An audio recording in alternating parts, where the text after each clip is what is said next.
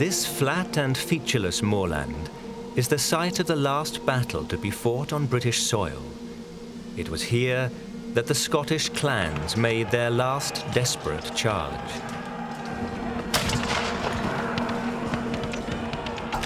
Battered by a storm of shot from the government cannons, they waited for the army to advance.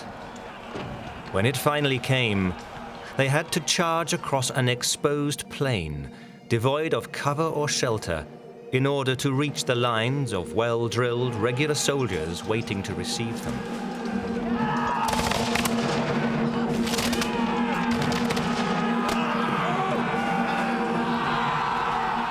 Not surprisingly, the Battle of Culloden ended in a brutal defeat for the Highlanders.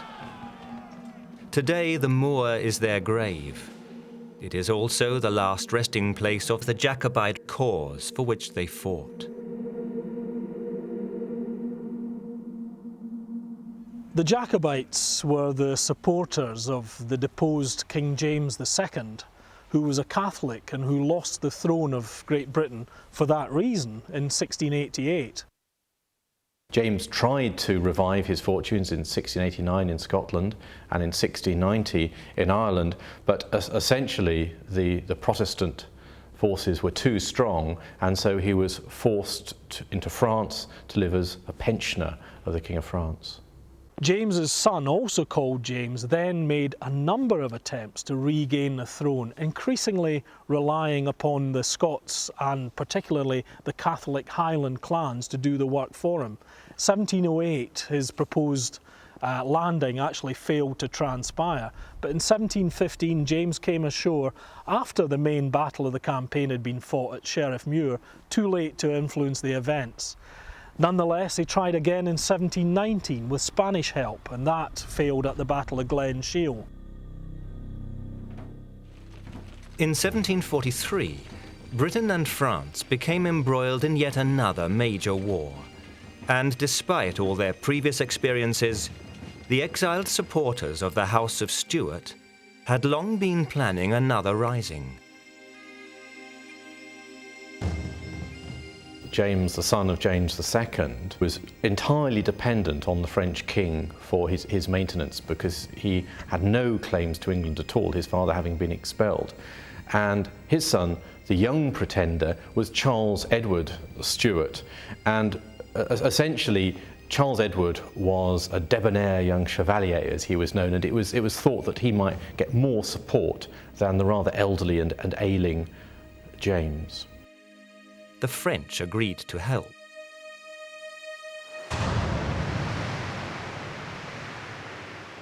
In 1719, James had been thwarted by a terrible storm, which wrecked the Spanish fleet gathered to support the Stuart Rising in 1719. In 1744, when a French fleet is assembled, exactly the same thing happens. The French fleet is wrecked in a huge storm.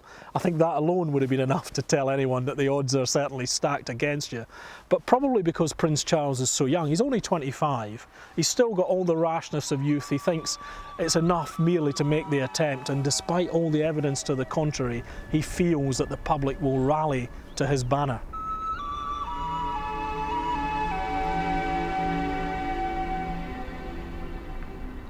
Landing with only 7 companions at Arisaig on the west coast of Scotland, the prince did not give the appearance of a man about to lead a triumphant crusade.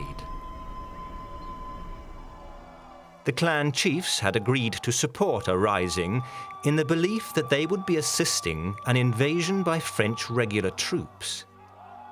The Jacobites, throughout their exiled monarchy, always required major foreign intervention to enable them to support a successful rising because of the critical military mass needed to defeat what was in effect an 18th century superpower, Great Britain.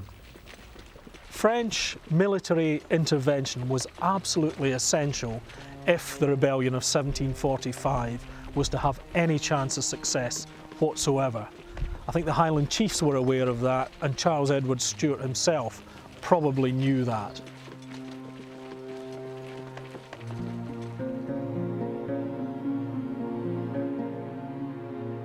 Here at Glenfinnan, on the 19th of August 1745, his standard was raised more in hope than expectation.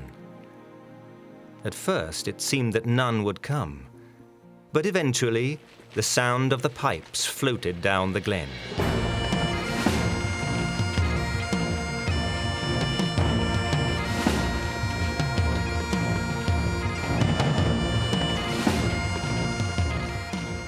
Much against their better judgment, Cameron of Lochiel and the MacDonalds of Glengarry, Keppoch and Clanranald brought in their followers.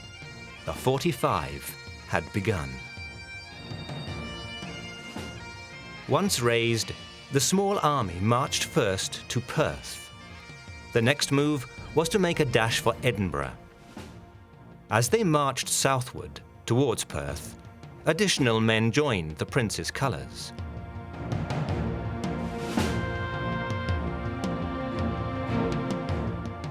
The prince had appointed Lord George Murray and the Duke of Perth as his lieutenant generals and James Johnson as his aide-de-camp. The organisation of the Highland Army was intended to be into regiments, about 500 men each, and essentially these were linked to clans. So you had a clan regiment because then you had all the coherence of people who were relatives and wanted to fight well for one another. And so in those terms it was coherent, but in terms of an army of the mid-18th century, it was rather old-fashioned and ramshackle. This was at best a rebel army. It didn't have the drill and the discipline of a regular army, and where it really fell down were in matters of supply and logistics.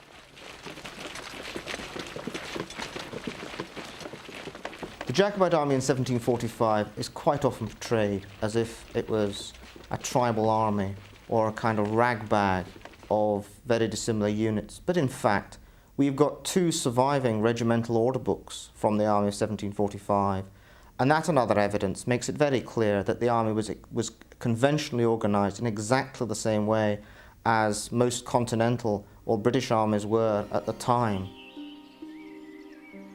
At first, the Jacobites could muster only some 1,200 men, but their support in Scotland was growing. The commander of the British troops in Scotland, General Sir John Cope, therefore took a difficult decision. He had two choices. Either he could stand fast and defend the line of the Forth, as the Duke of Argyll had done against the Jacobites in 1715, or he could march into the Highlands to nip the rebellion in the bud, as General Whiteman had done in 1719. The first option was out of the question. It meant abandoning most of Scotland to the Jacobites, and the rising might then take months to suppress. Cope therefore marched northwards, hoping to enlist the support of the Protestant Highland clans who were sympathetic to the government. The 45 Rising has some elements of a Catholic-Protestant conflict, but those are really the elements that were dreamt up as propaganda by the government. About 70% of the Jacobite army were Episcopalian Scots, and they were fighting against people on the other side who were, to all intents and purposes, their co-religionists, Anglican soldiers in King George's army. And the relatively small number of Catholics who supported the Jacobites were magnified out of all proportion by propaganda. To the dismay of Sir John, he found none of the pro-government clans were willing to support him. So, with the Jacobites rapidly gaining strength, Cope was forced to turn aside rather than risk a battle. He therefore made for Aberdeen. With Cope out of the way, the road to the south now lay open, and the Jacobites raced southwards for Edinburgh, the capital of Scotland. The citizens of Edinburgh opposed the Jacobites, but they were unwilling to fight, and the city was taken by surprise and captured on the 17th of September, 1745, probably with the connivance of the city authorities.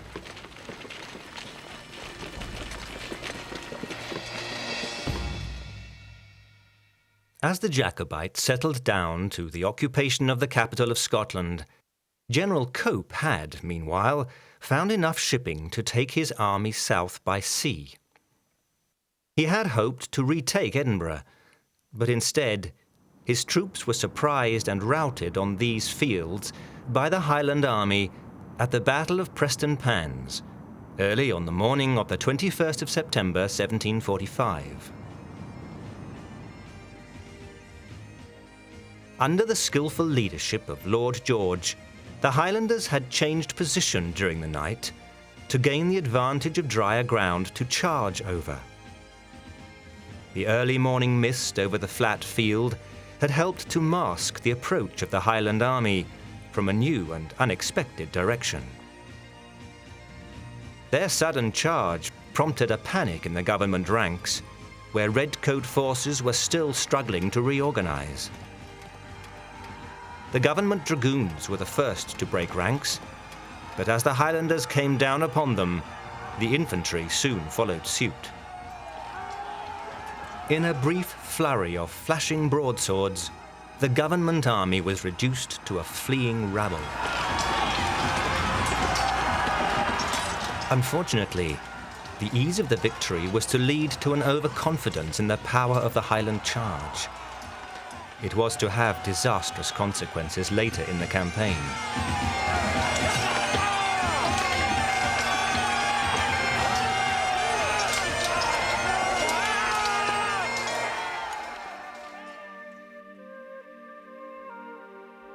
Despite the fact that Charles Edward had claimed the throne of Scotland and actually had his father proclaimed as James VIII of Scotland, he decided that his real mission lay in winning the throne of England.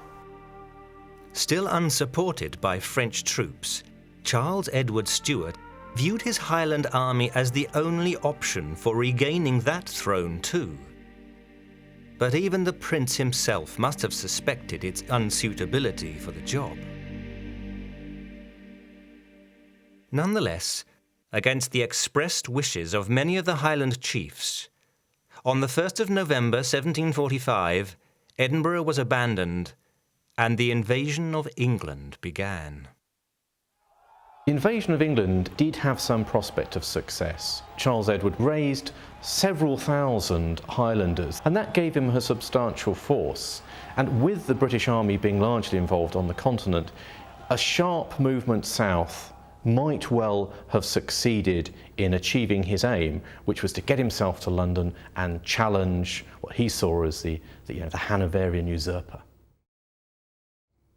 The invasion progressed rapidly, and the Jacobites were soon in control of Manchester. The youthful Duke of Cumberland, with a substantial field army, tried to intercept the Jacobites near Lichfield, but they bypassed him, and by the 4th of December were at Derby, only 127 miles from London. With no immediate sign of French reinforcements, the Jacobite army halted at Derby. There, the young pretender and his officers argued for 2 days about what to do next. Charles Edward Stuart himself insisted that they should continue to London, but his military advisors said to him that with a force reduced by the attrition of the march to barely 5,000 men, he couldn't advance and deal with the city itself. However, in London there was general panic, and George II had actually prepared all his treasure to be put on boats to be taken away.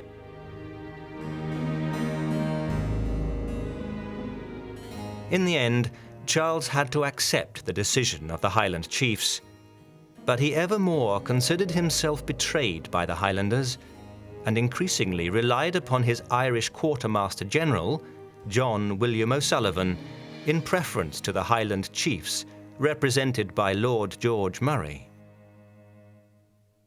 The decision to turn back at Derby made absolute sense. With not one but 2 government armies closing in on them and far away from their base of popular support, if the Jacobites had lost a battle near Coventry, it would have been a disaster for them. They had to leave England as quickly as they possibly could. And there was never any real doubt about that in the minds of people like Lord George Murray. They had only agreed to march into England on the expressed understanding that they were going to be backed by a large body of French regular troops. When that didn't happen, there was no question that they had to turn round and get out of England as quickly as they possibly could. On the 6th of December, the army turned around and began retreating northwards. It's one of the most wonderful what-if questions in history whether the Jacobite army should have turned back at Derby. If the Jacobites had advanced, they would have beaten Cumberland to London. London was defended by only 17 companies of foot, including irregular militia and the Black Watch. So the Jacobites would have entered London, and after that, who knows what would have happened. It all boils down to whether the English Jacobites would have risen if they had seen the success, or whether the French, who were certainly planning to make landfall, would have effectively landed their own Irish and Scottish troops in the French service on the south coast of England. And then who could have said what the long-term future would be? Still expecting the Jacobites to move on London, Cumberland had planned to fight them near Coventry, and he was taken completely by surprise by the sudden change of direction. So the Highland army had almost reached Scotland before he managed to re-establish contact. Unhindered for the moment, the Jacobites made for Glasgow and then laid siege to Stirling Castle. General Henry Hawley attempted to relieve the garrison, but he was defeated in a hard-fought battle outside Falkirk on the 17th of January. Despite the fact that it is normally regarded as a Jacobite victory, the Battle of Falkirk nevertheless gave the Jacobites something of a fright. It's the first time that the British line regiments stood and successfully repelled a Highland charge. They'd run away at Prestonpans the year before. They'd been able to make any headway at Penrith earlier on, and Falkirk proved that the Highland charge could be beaten. So although it wasn't decisive, it had that implication, and of course that meant a lot by the time we come to Culloden.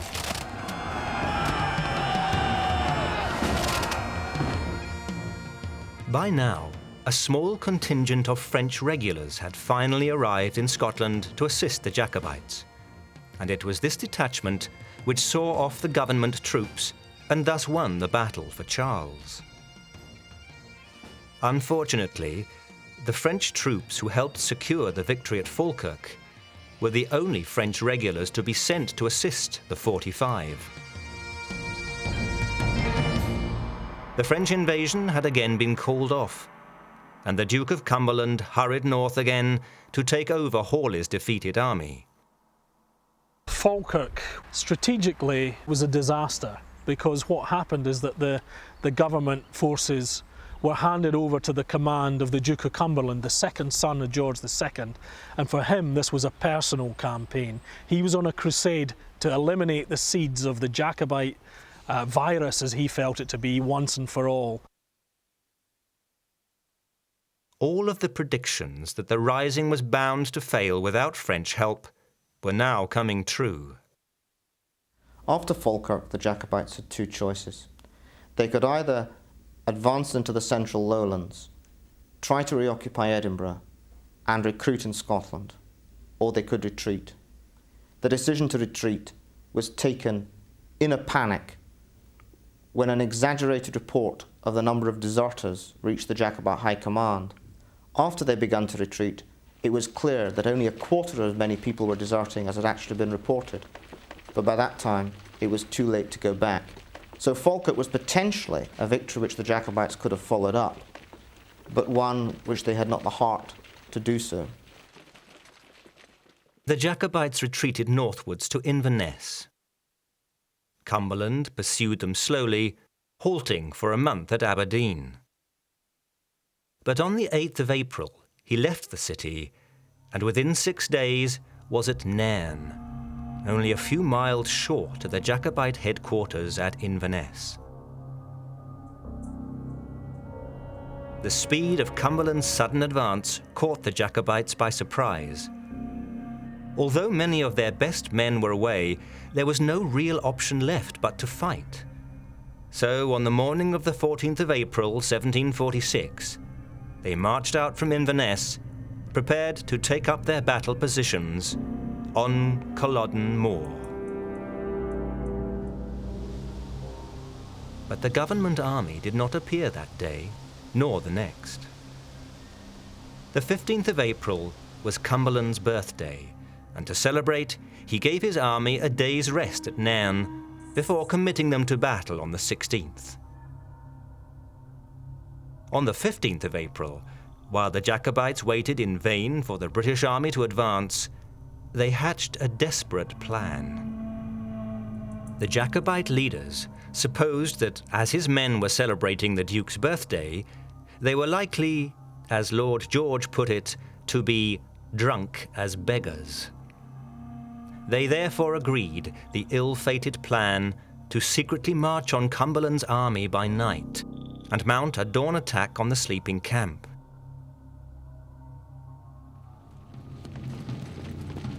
This was to result in the infamous all-night march which preceded the Battle of Culloden.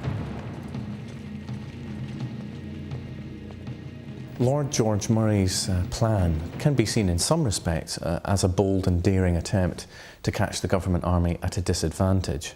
He understood that the Jacobite army was not as well equipped, was undergunned, did not have the artillery support of the government army, and thus using the surprise combined with the main tactic of the Highland all-out charge might well have succeeded. But the crucial problem with the night march was the terrain, and it was during the night march that we see aspects of different kinds of troops in the Jacobite army manifesting themselves. For example, the true Highland troops had to be called back several times because they were moving so fast, they were detaching themselves from the rest of the army, and if they'd been allowed to go on, they would have reached the camp. Whereas the French regulars, who were such an important part potentially of the army in battle, found marching over moorland at night virtually impossible, and they slowed up the whole attack. By first light, they were still 2 miles short of their objective, and it was clear that the British army would be ready and waiting for them in broad daylight.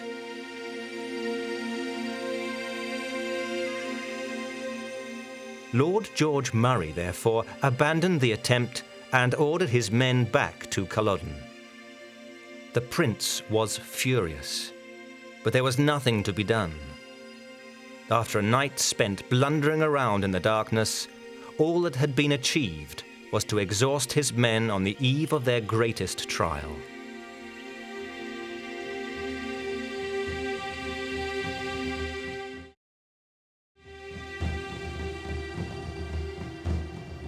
The battlefield upon which the two armies faced each other was a broad ridge of moorland 5 miles to the southeast of Inverness. The Jacobites took up a strong-looking position between 2 sets of walled parks. On their right, the Culwinnick Park, stretching down to the river, and on their left, the walls of the Culloden Parks. Lord George Murray was very unhappy about the battlefield of Culloden. It was far too open and exposed. He knew that he needed to, at least to some extent, surprise the government army and certainly find some way of neutralising its advantage in artillery and cavalry. That meant that the moor of Culloden, which was so open, really he knew was placing the Highland army in danger. It's said that Lord George Murray had selected a far more favourable battleground, but the Prince, with O'Sullivan in his ear, decided that Culloden Moor is the place they would fight. We'll never know for certain whether that's true, but certainly Culloden was by no means the ideal battlefield to deploy that Highland army. By the time of Culloden, the Highland army was more conventionally equipped, and most had French muskets and bayonets, though the front rank still kept their swords and targes. The Highland method of fighting, however, was still very different from that of the red-coated regulars opposite. They had neither the training nor indeed sufficient ammunition to engage in protracted exchanges of musket fire.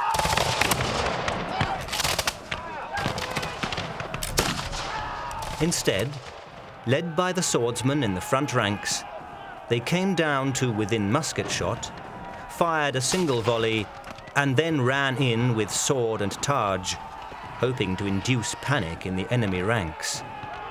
This was the famous Highland charge. It was actually, in a very much smaller scale, a similar tactic to Hitler's ground war blitzkrieg, that you move forward in a very narrow front with maximum force, punch a hole, and then widen the hole as your troops poured through.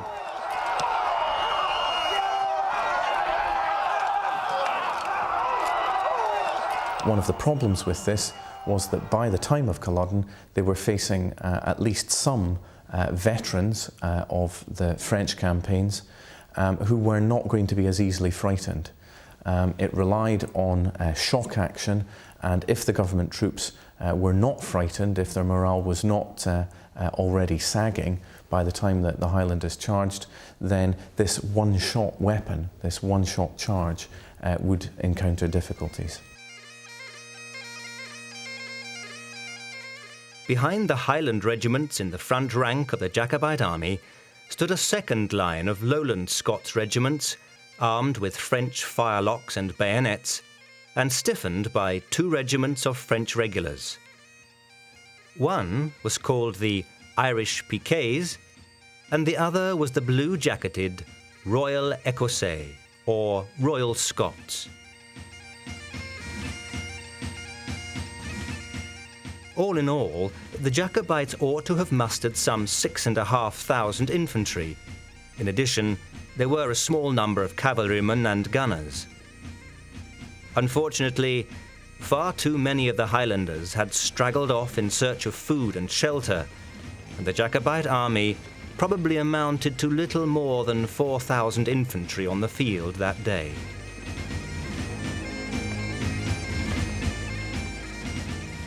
In front of the Jacobite line were placed 11 3-pounder cannon, and it was these guns which would signal the commencement of the battle.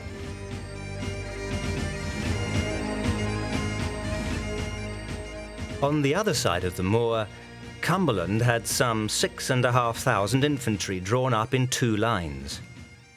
He also had a regiment of government Highlanders, the Argyll militia, together with 14 troops of mounted dragoons on his flanks. One of the great myths about Culloden is it has come to be portrayed as a war between Scotland and England. It never was that. In the best sense, it probably represented a civil war. And the Romantics probably hate to hear it, but there were a very substantial number of Scots on the side of the government, and they played a very significant role in the victory at Culloden.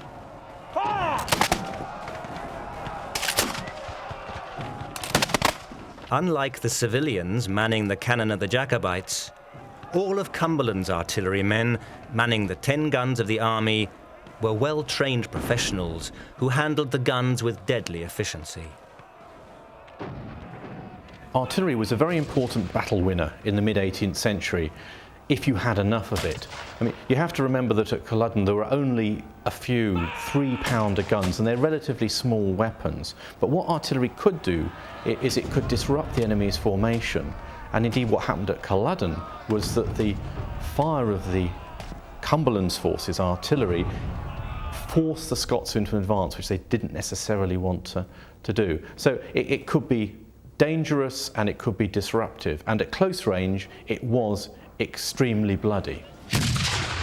The cannons of the period fired a solid shot, which was a vicious weapon. It would smash through people, it would tear off limbs, it would cause the most horrendous injuries. The guns themselves weren't particularly accurate, but it didn't help that the forces of the time stood shoulder to shoulder and effectively presented the gunners with a target that they could hardly miss.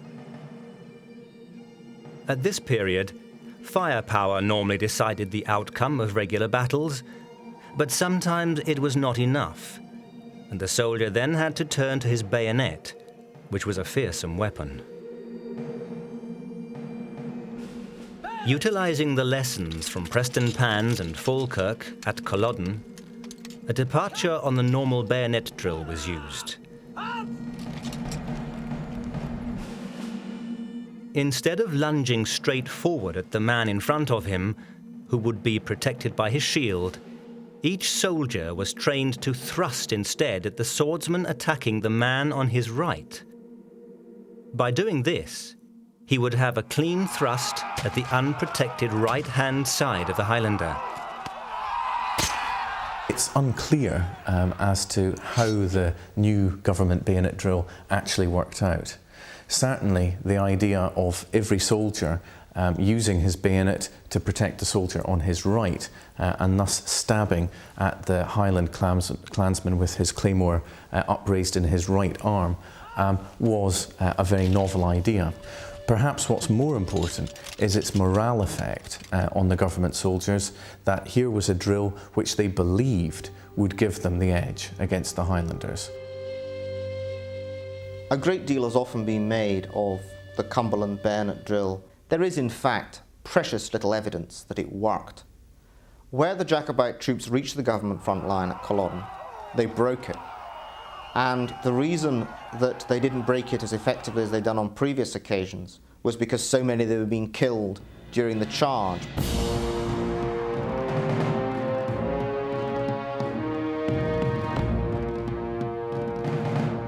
Sometime around midday, one of Cumberland's staff officers, Lord Berry, rode forward to count the Jacobite guns and was fired on by two of them. The government artillery fired back, and the battle was begun.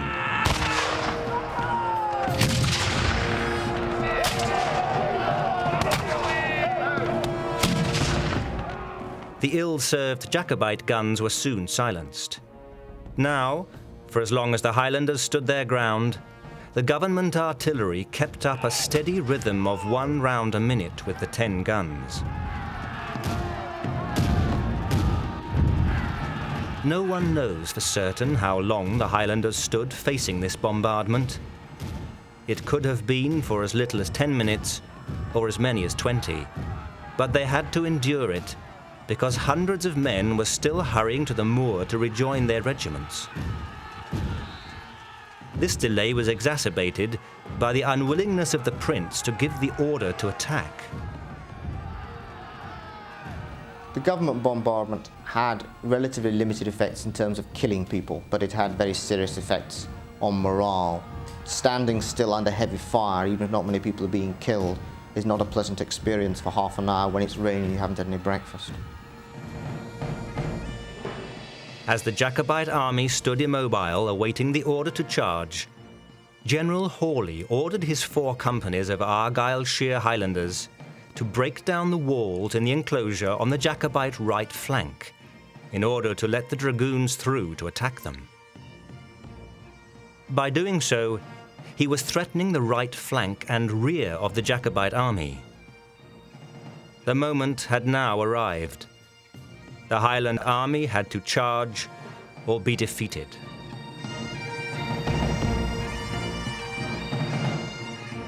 A brief respite was gained for the Jacobites when Lord Lewis Gordon's 2 lowland battalions from Aberdeen swung around to face the approaching dragoons. Faced with this threat, the order was given at last for a general assault on Cumberland's position while there was still time.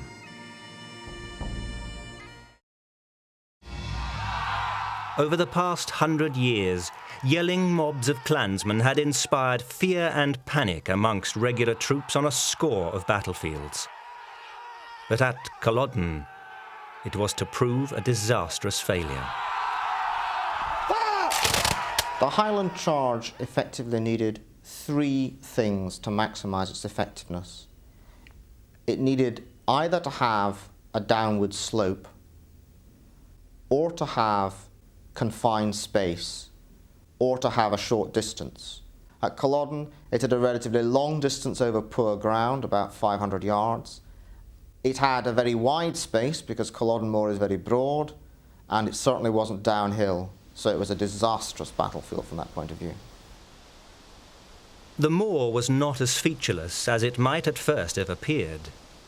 The Inverness road ran diagonally across it from the bottom corner of the Culloden Park to Old Leonach, and the ground between the road and the British Army was wet and boggy.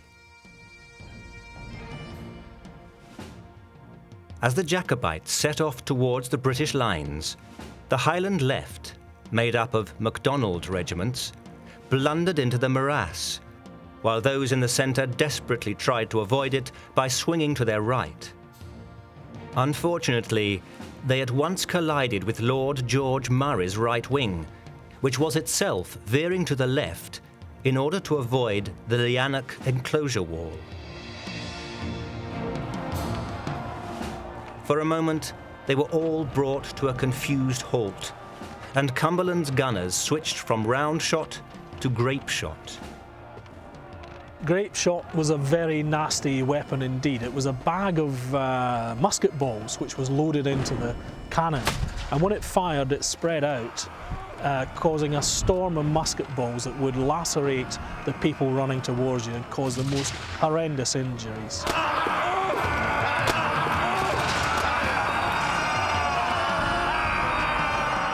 After this pause, the Camerons and the Macintoshes led the Jacobites on again, so that the whole weight of the attack fell upon just one battalion, Burrell's 4th of Foot, now the King's Own Royal Border Regiment. It was only on the Highlanders' right wing that they actually managed to contact some of the government forces, and when they did, the effect was devastating. The members of the regiment that absorbed the impact had to cope with the large claymores of the Highland troops and their targes, which could be used to protect the Highlanders. The men of Burrell's battalion fought back savagely, but were overwhelmed by sheer weight of numbers, losing one of their colours and nearly a third of their strength in killed and wounded. However, 2 regiments from the government second line were ordered by a watchful Cumberland to march up to attack the Jacobite flank, while 2 more, including Sempill's Scots borderers, engaged them from the front.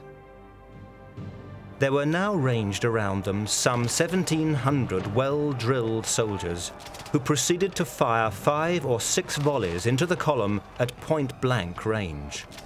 In the space of just 2 terrible minutes, 800 clansmen were killed or wounded, and the macabre outline of that massive column can still be traced today in the great slew of graves stretching southwards from the Well of the Dead on Culloden Moor.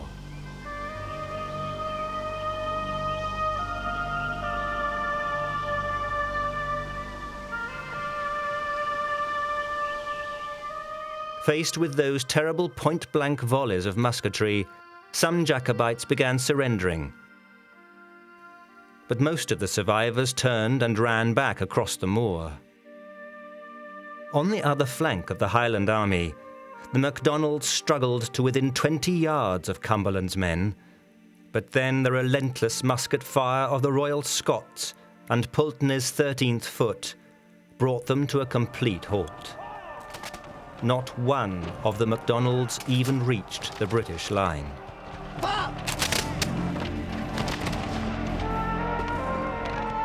The Highland regiments in the Jacobite army had been routed, but the Battle of Culloden was still far from over.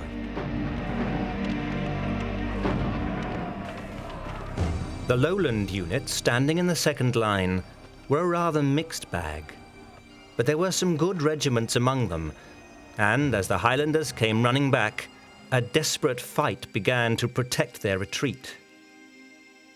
General Hawley's dragoons and the Highlanders of the Argyll militia were pushing into the Jacobite rear, threatening to encircle them. but James Moor of Stonywood's Aberdeen Regiment played a major role in keeping the government cavalry at bay.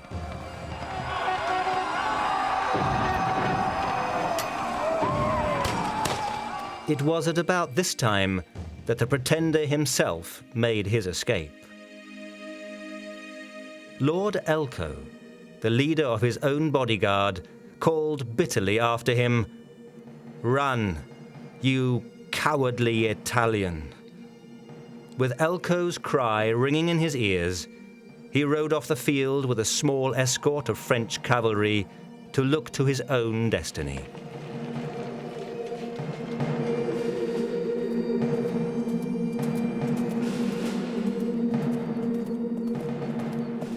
Even with the Prince gone and the Highland regiment scattered, the remnants of the last Jacobite army continued its final death struggle, and in one of history's sad little ironies, the Scots soldiers of the French Royal Écossais in the Jacobite ranks exchanged fire for a time with the British Royal Scots of the government army. The French regiments at Culloden did not take a very important part in the main battle itself.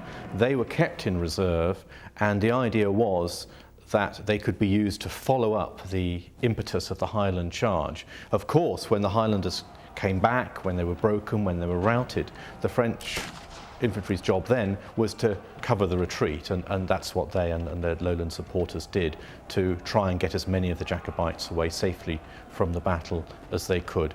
By doing so, they probably saved many lives, because afterwards the government army was to demonstrate that they were in no mood to show any compassion. The brave actions of the Royal Écossais gave the fleeing MacDonalds the brief respite they needed to escape. But as government troops arrived, they were soon surrounded by government cavalry, and after a fierce fight which left half of them dead or wounded, they laid down their arms, surrendering as prisoners of war.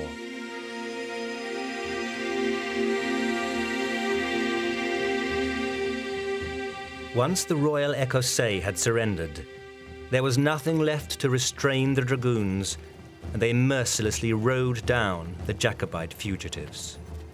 An indiscriminate slaughter of the fighting men and women and children who followed in the wake of the army began, and continued all the way into Inverness.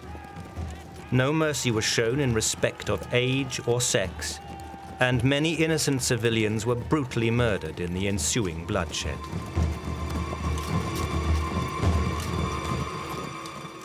Back on the field, the battle was now over, and Cumberland marched his infantry forward across the moor to stand on the ground formerly occupied by the Jacobites. By this symbolic act, he formally claimed his victory. After the battle, the prince rather ungraciously told his followers to fend for themselves, while he himself tried to escape back into exile into France. He doesn't appear to have shown much gratitude for the people who had lost everything in the support of the Stuart cause. In all, the British army lost a total of 50 killed at Culloden. On the other hand, something like 1,500 Jacobites were slain on the field or cut down on the road to Inverness. Hundreds more of the Jacobite wounded were taken prisoner. Indeed, over the next few days, the number of prisoners rose dramatically as the wounded Jacobites were brought in from the moor and fleeing fugitives were captured. Barbaric atrocities were committed in the days that followed by small groups and squads of government soldiers under the direction of their officers. Cumberland had actually given orders that no quarter was to be meted out to any Jacobite prisoners. Thus it's unclear as to whether the government army was out of control or whether it was following orders. Certainly the government dragoons, which galloped away in pursuit of the Jacobite army, were out of control and were sabring often innocent bystanders. From the large number of prisoners that were taken in the aftermath of the Battle of Culloden, I don't think it's probably correct to say that the government army was out of control or there was any kind of systematic slaughter, but there certainly were a number of brutal and vicious incidents which took place on the field. There were definitely prisoners and wounded men who were murdered on the field of Culloden. We can divide the post-Culloden atrocities, if you like, into three phases. The first is the pursuit of the Jacobites long after the battle had been completed, the burning alive of groups in barns, and the killing of fugitives without offer of quarter. The second phase was the pursuit of the Jacobite strongholds, if you like, the townships, the areas which had supported large-scale Jacobite activity, which were in many cases attacked and burnt and people driven out of their homes. The third was the starvation policy, whereby the crops were effectively destroyed in these areas and therefore people starved to death. In the months which followed, many Jacobites were tried and executed, while hundreds more were transported to the American colonies, or, most ironic of all, conscripted into the British Army.